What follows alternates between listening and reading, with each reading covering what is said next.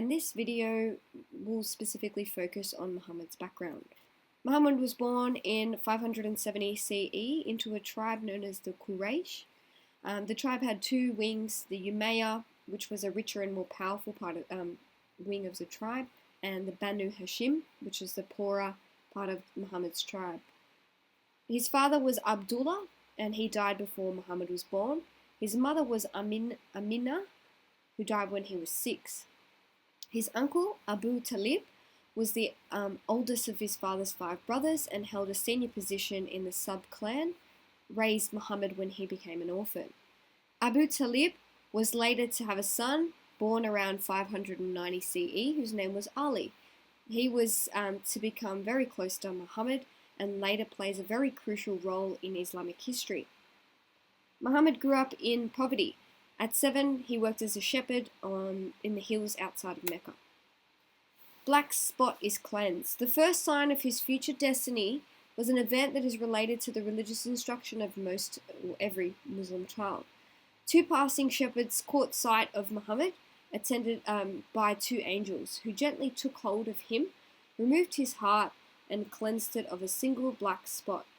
This spot was a trace of evil, and their action prepared him for his future vocation as Nabi, prophet, a man specially chosen by God to receive his commission.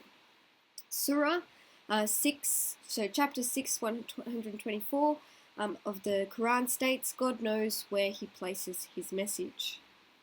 Next, a caravan trader. He started as a shepherd and then he became an apprentice in the caravan trade. Remember, a caravan is when a group of people go together and they travel together to trade. There's lots of narratives about him taking part in northbound caravan expeditions, going as far as places like Damascus. The traditional accounts continue, and as he grew older, he got a lot of responsibility and became known for being very honest and having lots of integrity. He became known as Al-Amin, the trustworthy one. These were rich experiences for him, and the caravan trade was hard and demanding, but he developed a lot of leadership qualities from it. Khadija. Muhammad gained confidence and respect from an entrepreneur who was a woman named Khadija. She was some years older than him and was a widow. Arrangements were made and they were married. The traditional accounts puts him at approximately 25 years of age when he married her, Khadija, and she would have been approximately 40, but this is not to be taken literally. It's just noted that she was older. The marriage was long and happy until Khadija died in 619 CE. They had 6 children, 2 boys and 4 girls. Both boys died in infancy. The older one was Al-Qasim, and according to the custom of the time, Muhammad was addressed as Abu al-Qasim, the father of Al-Qasim. His daughters were Kulthum, Ruqayya, Fatima, and Zainab. Fatima was to be of special importance. Fatima was the only child to survive him, and that by only 6 months.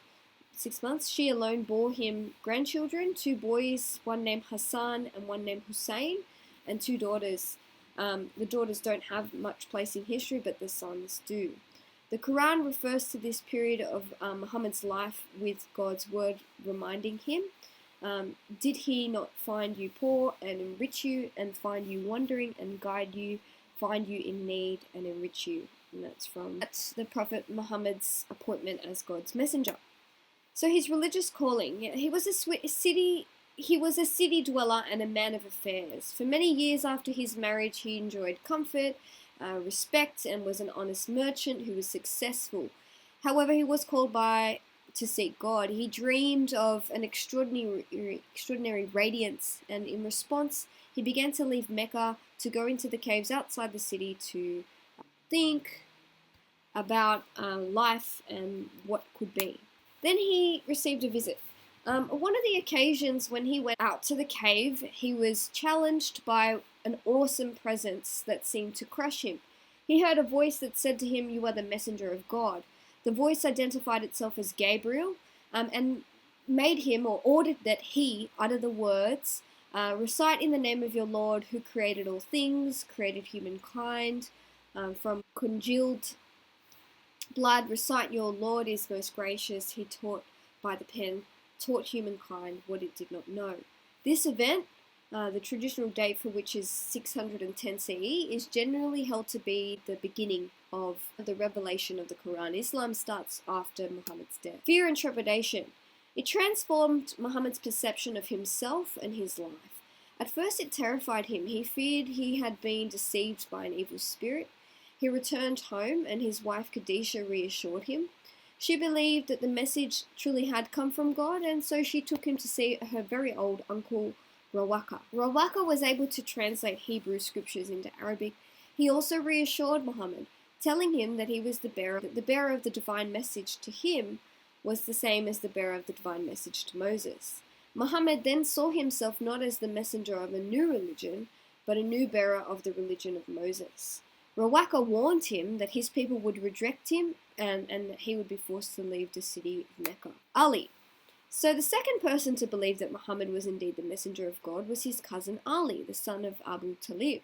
Ali assured Khadijah and Muhammad that the mighty presence that had confronted him in the cave was the same angel that brought God's word to Moses and the prophets, all the other prophets. And Muhammad was in fact a new Moses, the prophet referred to in Deuteronomy 18:18, where God says to Moses, I'll raise you up for them a prophet like you from among their own people. So Ali believed Muhammad was the new Moses. Divine revelation. So from then on, at moments determined by divine wisdom, God spoke to Muhammad through an angel, Gabriel. The statements are sometimes long, sometimes short, and were a big part of his life. Together they constitute what's known as the Quran. God told Muhammad of himself, his uniqueness, and his unicity. He told of the laws of human beings and how they should live and the service that they were to give to God and the values that they should aspire to. God told of the certain coming of physical resurrection and judgment. He told Muhammad of the creation of Adam and Eve, of their disobedience and expulsion from paradise. God had sent to teach and guide their descendants. They included Noah, Abraham, Isaac, etc., all from the Old Testament, the Tanakh. Further, God guided him, encouraged him, comforted him, and he told Muhammad that what he was to say to the people when they challenged him and how to answer questions that were put to him and how to resolve personal problems and dilemmas. So Muhammad received lots of divine revelation from God.